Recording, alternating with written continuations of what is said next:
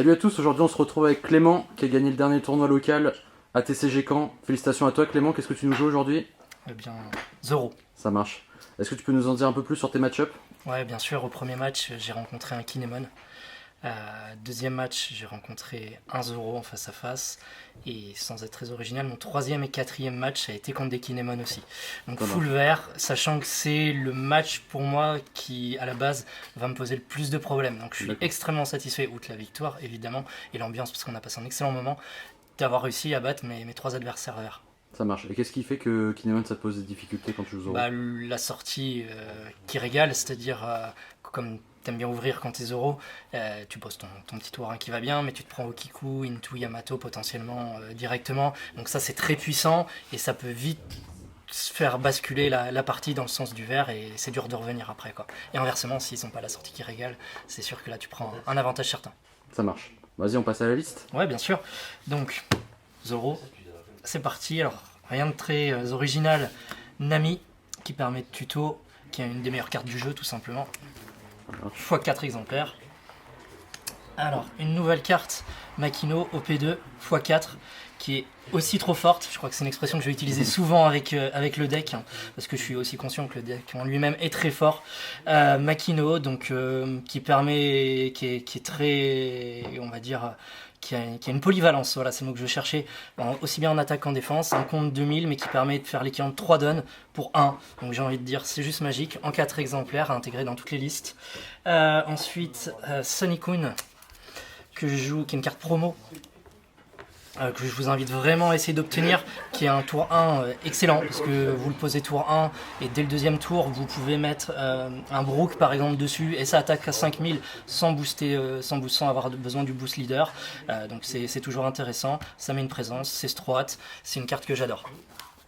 Ça marche. x4. x4 c'était bien pour toi? Ouais, x4, j'en suis vraiment content. J'ai vu des decklists qui le jouent x3. Moi, j'y vois pas l'intérêt. D'accord. x4 régulier, il y a un compte 1000 au cas où. Autre carte régulière de la méta OP1 qu'on retrouve évidemment, Otama, polyvalence encore une fois, effet moins 2000, compte 2000. C'est juste magique parce que ça va se marier parfaitement avec Robin, mais aussi avec une nouvelle carte d'OP2 qui est Vista. Bon, on en reparlera après, mais c'est magique. Un peu dans cette logique-là également du fait de baisser l'adversaire, je joue 3 cartes qui sont des cartes promo aussi dans le pack Uta, qui est la carte Gordon qui fait moins 3000 sur un adversaire. Et ce qui est avantageux, c'est que vous pouvez l'utiliser à double effet. C'est-à-dire vous le mettez, vous par exemple utilisez votre Makino, vous faites comme ça, il est à 5000, on attaque, et après vous pouvez appliquer le moins 3000 sur un adversaire pour prendre un échange avantageux, ce genre de choses. Donc une carte qui est vraiment intéressante. La seule côté gênant de cette carte là, c'est qu'elle n'a pas de valeur de compte, et donc quand elle est dans tes triggers et que tu es en retard, et c'est une carte qui va juste servir à rien et qui ne permettra pas de revenir dans la partie, quoi. Et x3 c'était bien pour toi? Oui, 3 c'est le bon compromis, 2 c'est pas assez, 4 c'est trop. D'accord. Là c'est le compromis que j'ai choisi de faire. Alors les cartes, on va dire qu'on voit beaucoup moins, qui étaient beaucoup jouées en OP1, c'est Tony Chopper. Donc là c'est, on va dire, une particularité de ma liste, parce que beaucoup de listes tournent sans, ils font le choix de passer sans Chopper. À force de jouer sur le simulateur, je me suis rendu compte que c'était intéressant, surtout que je joue une version, vous allez voir, très agressive, sans grosses cartes en termes de coups. Donc moi mon but c'est de mitrailler, et à un moment quand il va y avoir un trade, potentiellement même sur un Sunicune, c'est intéressant de le protéger, ou sur une Robin ou sur un Zoro, là c'est encore meilleur, mais ça peut être intéressant. Donc je trouve que c'est une carte intéressante dans cette optique là de spam, d'agresser, et du coup de protéger au moins une fois en début de partie. Comme l'adversaire aura peu souvent de cartes sur le plateau, et ben ça me permet de protéger les miennes un tour de plus, donc une attaque supplémentaire, on prend toujours. Voilà, ça permet de temporiser. Et des fois ça permet aussi de sauver en fin de partie contre vert, ce qui a été le cas d'une de mes parties sur du Oden qui peut taper 2 fois, une carte à 8, verte OP02, une SR, et ça m'a sauvé plusieurs fois. Et du coup x3 pareil, donc bon. Ouais, 3 c'est bon compromis. Après c'est à voir, c'est à tester. Là c'est les cartes. Alors c'est la carte que je joue. Je jouais par 3, je l'ai changé cet après-midi. Je suis passé à 2 au détriment d'une autre carte qu'on verra plus tard. Magura, qui permet de booster à 3000 un de mes tours 1. Donc, comme je le disais, je joue une version très agressive, ça va dans ce sens-là, où on peut taper avec en ouverture par exemple. on a notre tour 1 Nami, une énergie, et là on peut par exemple faire un Dadan into à 2 quand on a 3 énergies, into Magura, on tape à 5 quand même, on a remis une double présence sur le bord, c'est une version qui permet d'agresser fortement, ce qui va avec ce que j'ai expliqué précédemment. Donc je le joue 2. Je le joue jusqu'à 3 cet après-midi, j'ai changé pour une carte dont là elle m'a pas du tout servi ce soir, donc à voir, je l'expliquerai mon choix après, mais c'est peut-être la modification sur laquelle je reviendrai après la soirée. Donc là j'ai fini pour les tours 1, je vais passer au tour 2 et ça va être très rapide. Alors je joue Brook, toujours dans cette optique en 4 exemplaires, carte du starter deck 1 rouge, que je joue en 4 exemplaires qui permettent plus 2000, toujours dans le cadre de l'ouverture. Ce que j'aime bien faire, c'est pouvoir poser sur une Nami ou sur un Sunicune, idéalement sur un Sunicune, de faire un plus 2 qui permet d'être à 5, d'avoir une attaque directement des 3 énergies, double attaque, celle du leader, et si on a un petit tour 1 qui va bien, on repose en plus un Sunicune, on repose un Chopper qui permettra justement de défendre une fois qu'on aura fait cette attaque, on sacrifie notre Chopper, on est parti sur double attaque potentielle au tour d'après encore. Donc c'est une carte que je trouve excellente et qui peut défendre avec ces deux 4 contre. Le deuxième tour 2 en termes d'énergie, c'est Dadan qui permet d'aller piocher les tours 1, donc c'est une nouvelle carte au P2 qui est indispensable. Vous voyez le nombre de tours 1 que je joue dans mon deck, donc ça va très rarement, ça m'est arrivé une fois dans la soirée, avoir le fameux 5 choix, et t'as 5 choix qui sont des tours 3 ou 2, et tu te retrouves à rien pouvoir prendre. C'est la partie variable que tu peux rien y faire, ça arrivera une partie sur 10, sur 15, etc. C'est toujours une fois de trop quand on est rouge, on n'aime pas que ça arrive, mais ça arrive. Et par chance, ça m'a réussi malgré tout ce soir dans une partie contre un Kinemon. Voilà, en tour 3, je joue l'indispensable Zoro. Carte rush qui tape à 5000 minimum, mais avec l'effet leader C6, 10 000, on la présente plus, c'est un indispensable du deck. La nouveauté du deck, c'est Vista, une des meilleures cartes du jeu, qui est une nouveauté qui permet d'aller chercher des cartes 1000, 2000, de 0 techniquement à 3000, mais qui permet également, grâce aux effets comme Otama et Gordon qu'on a vu précédemment, d'aller chercher des plus grosses cartes. Donc ça fait de la magie, c'est intéressant. Dans le pire des cas, ça fait juste prendre de la tempo, parce qu'après, au tour d'après, on rajoute juste un seul down avec l'effet leader. Il tape à 5000, c'est toujours une attaque de prise, c'est toujours ça régale, quoi, on va dire tout simplement.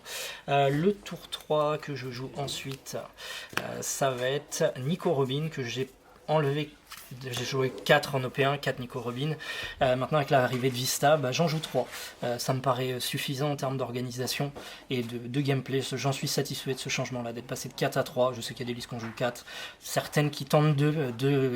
C'est une carte qui a vraiment beaucoup d'impact, notamment dans le face-à-face. J'ai tenté de faire des listes 100 et j'en étais pas satisfait, parce que c'est une carte qui est vraiment trop bonne, quoi, qui est vraiment intéressante.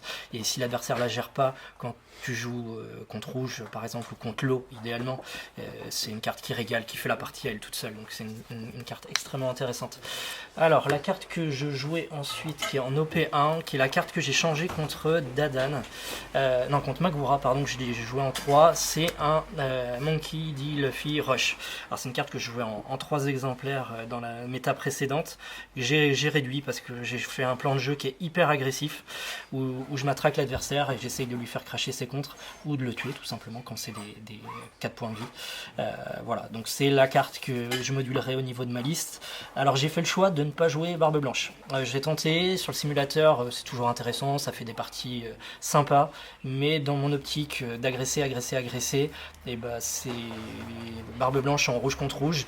Quand on a la belle sortie et qu'on le top deck, c'est magique, c'est magnifique, mais quand on se le prend une fois en trigger, une fois en main et qu'on peut rien en faire et qu'on est en retard, c'est une carte qui sera morte. Donc moi j'ai fait le choix de ne pas la jouer. Je reviendrai peut-être dessus avec l'expérience, on verra, mais pour l'instant j'ai fait cette logique là.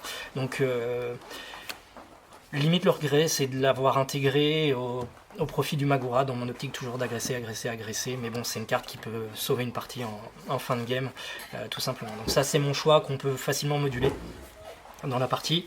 Ensuite les événements. Alors événements, Gum Gum Jet Pistol, événement à 4 qui KO une 6000 ou moins. Alors sachant qu'on peut comboter avec Otama et tout simplement Gordon dans une partie intéressante, des combos qui vont bien pour 5 done. On peut aller chercher des cartes incroyables, des cartes à 9000, à 8000, c'est une carte qui est magique. Et en trigger, ça m'a fait une de mes parties, une dédicace à Clément, tout simplement pour une partie où j'aurais été en retard, et ça m'a sauvé le trigger très clairement, et ça a fait la game. Donc c'est une carte qu'on ne présente plus, qui est hyper modulable aussi bien en trigger qu'en attaque, et qui se marie parfaitement aux deux cartes qui sont là.